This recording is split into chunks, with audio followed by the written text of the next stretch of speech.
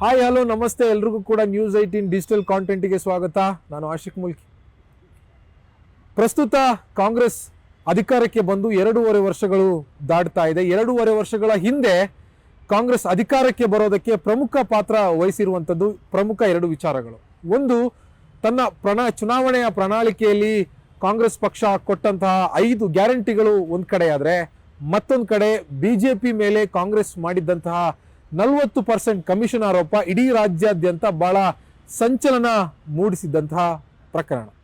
ಇದೀಗ ಆ 40% ಕಮಿಷನ್ಗೆ ಪೂರಕ ಎಂಬ ರೀತಿಯಲ್ಲಿ ಒಂದು ವರದಿ ಸರ್ಕಾರಕ್ಕೆ ಸಲ್ಲಿಕೆಯಾಗಿರುವಂಥದ್ದು. 2019ರಿಂದ 22ರ ಅವಧಿಯಲ್ಲಿ ಬೆಂಗಳೂರಿನಲ್ಲಿ ಬಿಬಿಎಂಪಿ ವ್ಯಾಪ್ತಿಯಲ್ಲಿ ಆಗಿದೆ ಎನ್ನಲಾಗಿರುವಂತಹ ಹಗರಣಗಳಿಗೆ ಇದೀಗ ನಿವೃತ್ತ ನ್ಯಾಯಮೂರ್ತಿ ನಾಗಮೋಹನ್ ದಾಸ್ ಅವರು ಸರ್ಕಾರಕ್ಕೆ ಅಂದರೆ ಸಿಎಂ ಸಿದ್ದರಾಮಯ್ಯನವರಿಗೆ ವರದಿಯನ್ನ ಕೊಟ್ಟಿದ್ದಾರೆ. ಹಾಗಿದ್ರೆ ಈ ವರದಿಯಲ್ಲಿ ನಿವೃತ್ತ ನ್ಯಾಯಮೂರ್ತಿಗಳು ಉಲ್ಲೇಖಿಸಿರುವಂತಹ ವಿಚಾರಗಳೇನು, ಏನೇನು ವಿಚಾರಗಳನ್ನ ಪ್ರಸ್ತಾಪವನ್ನ ಮಾಡಿದ್ದಾರೆ ಅನ್ನುವಂಥದ್ದನ್ನ ಇವತ್ತಿನ ವಿಡಿಯೋದಲ್ಲಿ ನಾವು ನೋಡೋಣ. ಆದರೆ ಅದಕ್ಕೂ ಮೊದಲು ನೀವಿನ್ನೂ ಕೂಡ ನ್ಯೂಸ್ 18 ಯೂಟ್ಯೂಬ್ ಚಾನಲನ್ನು ಸಬ್ಸ್ಕ್ರೈಬ್ ಮಾಡಿಲ್ಲ ಅಂತಂದ್ರೆ ಈ ಕೂಡಲೇ ಸಬ್ಸ್ಕ್ರೈಬ್ ಮಾಡಿ, ಜೊತೆಗೆ ನಮ್ಮ ಫೇಸ್ಬುಕ್, ಇನ್ಸ್ಟಾಗ್ರಾಮ್ ಸೇರಿದಂತಹ ಸೋಷಿಯಲ್ ಮೀಡಿಯಾ ಹ್ಯಾಂಡಲ್ಸ್ಗಳನ್ನು ಕೂಡ ಫಾಲೋ ಮಾಡಿ.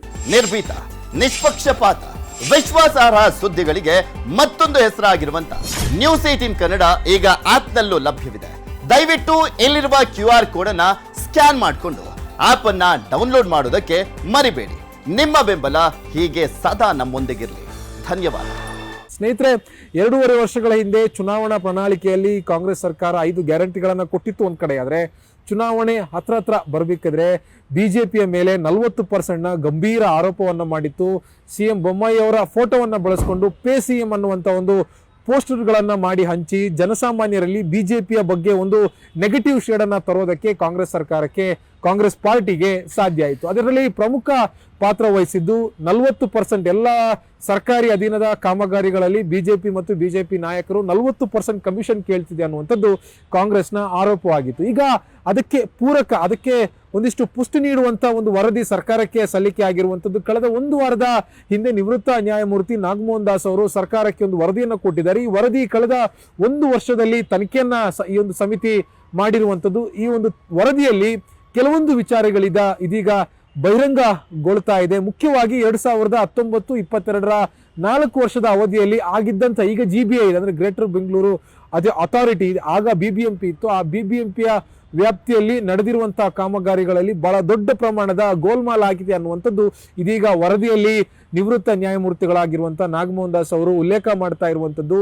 ಮುಖ್ಯವಾಗಿ ಈ ಒಂದು 4 ವರ್ಷದ ಅವಧಿಯಲ್ಲಿ 3,049 ಕೋಟಿ ರೂಪಾಯಿ BBMP ವ್ಯಾಪ್ತಿಯಲ್ಲಿ ಅಕ್ರಮ ನಡೆದಿದೆ ಅನ್ನುವಂಥದ್ರ ಬಗ್ಗೆ ವರದಿಯಲ್ಲಿ ನಿವೃತ್ತ ನ್ಯಾಯಮೂರ್ತಿಗಳಾಗಿರುವಂತಹ ನಾಗಮೋಹನ್ ದಾಸ್ ಅವರು ಉಲ್ಲೇಖವನ್ನ ಮಾಡ್ತಾ ಇದ್ದಾರೆ. ಮತ್ತೊಂದು ಕಡೆಯಿಂದ 761 ಕಾಮಗಾರಿಗಳ ಕಡತವನ್ನ ಈ ಒಂದು ಸಮಿತಿ ಪರಿಶೀಲನೆಯನ್ನ ಮಾಡಿರುವಂಥದ್ದು. ನಿರಂತರವಾಗಿ 1 ವರ್ಷಗಳ ಅವಧಿಯಲ್ಲಿ 761 ಕಡತಗಳನ್ನ ಕಾಮಗಾರಿಗಳಿಗೆ ಸಂಬಂಧಪಟ್ಟಿರುವಂತಹ ಫೈಲ್ಗಳನ್ನ ಪರಿಶೀಲನೆಯನ್ನ ಮಾಡಿ ಈ ಒಂದು ವರದಿಯನ್ನ ಕೊಟ್ಟಿರುವಂಥದ್ದು. ಮುಖ್ಯವಾಗಿ ಆಗ BBMP ವ್ಯಾಪ್ತಿಯಲ್ಲಿದ್ದಂತಹ ಘನ ತ್ಯಾಜ್ಯ ನಿರ್ವಹಣಾ ಹೆಸರಿನಲ್ಲಿ ಅಕ್ರಮ ನಡೆದಿದೆ, ರಾಜಕಾಲುವೆ ಕಾಮಗಾರಿಯಲ್ಲಿ ಅಕ್ರಮ ನಡೆದಿದೆ, ಮತ್ತೆ ಮುಖ್ಯವಾಗಿ ರಸ್ತೆ ಗುಂಡಿಯನ್ನ ಮುಚ್ಚುವಂತ ವಿಚಾರದಲ್ಲಿ ಬಹಳ ದೊಡ್ಡ ಪ್ರಮಾಣದಲ್ಲಿ ಅಕ್ರಮ ನಡೆದಿರುವಂಥದ್ದು. ಕೆಲವೊಂದು ಕ್ಷೇತ್ರಗಳಲ್ಲಿ ಯಾವುದೇ ರೀತಿಯಾಗಿರುವಂತಹ ಟೆಂಡರ್ ಪ್ರಕ್ರಿಯೆ ಕಾನೂನುಗಳನ್ನ ಪಾಲಿಸದೆ ಬೇಕಾಬಿಟ್ಟಿಯಾಗಿ BBMP ಅಧಿಕಾರಿಗಳು ಮತ್ತು ಗುತ್ತಿಗೆದಾರರು ಮತ್ತು ಸ್ಥಳೀಯ ಶಾಸಕರ ಒಂದು ನಡುವೆ ಒಂದು ಮೌಖಿಕ ಒಪ್ಪಂದವನ್ನ ಮಾಡಿಕೊಂಡು ಅಕ್ರಮವನ್ನ ಎಸಗಿದ್ದಾರೆ ಅನ್ನುವಂಥ ವಿಚಾರ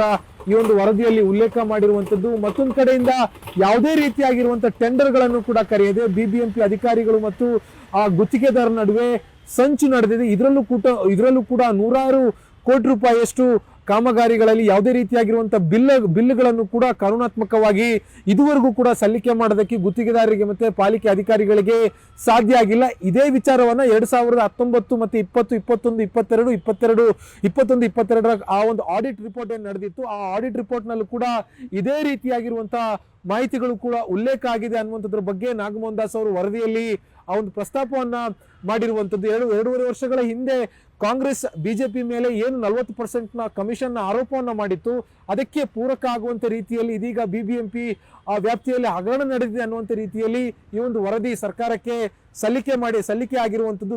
ಬಿಜೆಪಿ ನಾಯಕರನ್ನ ಮಾತಾಡಿಸುವಂತ ಪ್ರಯತ್ನವನ್ನ ನ್ಯೂಸ್ 18 ಕೂಡ ಮಾಡಿತ್ತು. ಈ ಸಂದರ್ಭದಲ್ಲಿ ಸರ್ಕಾರ ಇದು ಷಡ್ಯಂತ್ರ, ಬಿಜೆಪಿ ಪಕ್ಷದ ಮೇಲೆ ಷಡ್ಯಂತ್ರ ಮಾಡ್ತಿದೆ ಅನ್ನುವಂತ ಆರೋಪವನ್ನ ಬಿಜೆಪಿ ನಾಯಕರು ಮಾಡ್ತಾ ಇರುವಂತದ್ದು. ಆದ್ರೆ ಕಾಂಗ್ರೆಸ್ ಹೇಳ್ತಾ ಇದೆ, ಈ ಅವಧಿಯಲ್ಲಿ ನಡೆದಿರುವಂತಹ ಹಗರಣಗಳಿಗೆ ಬೇಕಾಗಿರುವಂತಹ ಪೂರಕ ಮಾಹಿತಿಗಳನ್ನ, ಪರಿಶೀಲನೆಗಳನ್ನ ಕಳೆದ 1 ವರ್ಷದಿಂದ ನಾವು ರಚನೆ ಮಾಡಿರುವಂತಹ ಸಮಿತಿ ಇದ್ರ ಬಗ್ಗೆ ತನಿಖೆಯನ್ನ ಮಾಡಿ ನಮಗೆ ವರದಿಯನ್ನ ಕೊಟ್ಟಿದೆ. ಹೀಗಾಗಿ ವರದಿಯಲ್ಲಿ ಕ್ರಿಮಿನಲ್ ಕ್ರಮವನ್ನ ತೆಗೆದುಕೊಳ್ಳೋದಕ್ಕೂ ಕೂಡ ಆ ಸೂಚನೆಯನ್ನ ನಿವೃತ್ತ ನ್ಯಾಯಮೂರ್ತಿಗಳಾಗಿರುವಂತಹ ನಾಗಮೋಹನ್ ದಾಸ್ ಅವರು ಕೊಟ್ಟಿದ್ದಾರೆ ಅನ್ನುವಂಥ ಮಾಹಿತಿಯನ್ನ ಸರ್ಕಾರದ ಮೂಲಗಳಿಂದ ತಿಳಿದು ಬರ್ತಾ ಇರುವಂತದ್ದು. ಹೀಗಾಗಿ ಈ ಒಂದು 40% ಕಮಿಷನ್ ಏನು ಬಿಜೆಪಿ ತಗೊಂಡಿತ್ತು ಅಂತ ಕಾಂಗ್ರೆಸ್ ಆರೋಪ ಮಾಡಿತ್ತು, ಅದಕ್ಕೆ ಪೂರಕ ಆಗುವಂತ ರೀತಿಯಲ್ಲಿ ಈ ಒಂದು ವರದಿಯನ್ನ ಇದೀಗ ಸಲ್ಲಿಕೆ ಮಾಡಿರುವಂತದ್ದು. ಆದ್ರೆ ಸರ್ಕಾರ ಯಾವ ರೀತಿಯಾಗಿ, ಕಾಂಗ್ರೆಸ್ ಸರ್ಕಾರ ಯಾವ ರೀತಿಯಾಗಿ ಇದರಿಂದ ಮುಂದಿನ ಕ್ರಮವನ್ನು ಜರುಗಿಸುತ್ತೆ ಅನ್ನುವಂಥದ್ದು ಈಗಲೂ ಕೂಡ ಚರ್ಚೆ ನಡೀತಾ ಇರುವಂತದ್ದು. ನಿರ್ಭೀತ, ನಿಷ್ಪಕ್ಷಪಾತ, ವಿಶ್ವಾಸಾರ್ಹ ಸುದ್ದಿಗಳಿಗೆ ಮತ್ತೊಂದು ಹೆಸರಾಗಿರುವಂತ ನ್ಯೂಸ್ 18 ಕನ್ನಡ ಈಗ ಆಪ್ನಲ್ಲೂ ಲಭ್ಯವಿದೆ. ದಯವಿಟ್ಟು ಇಲ್ಲಿರುವ QR ಕೋಡ್ ಅನ್ನ ಸ್ಕ್ಯಾನ್ ಮಾಡಿಕೊಂಡು ಆಪ್ ಅನ್ನ ಡೌನ್ಲೋಡ್ ಮಾಡೋದಕ್ಕೆ ಮರಿಬೇಡಿ. ನಿಮ್ಮ ಬೆಂಬಲ ಹೀಗೆ ಸದಾ ನಮ್ಮೊಂದಿಗಿರಲಿ. ಧನ್ಯವಾದ.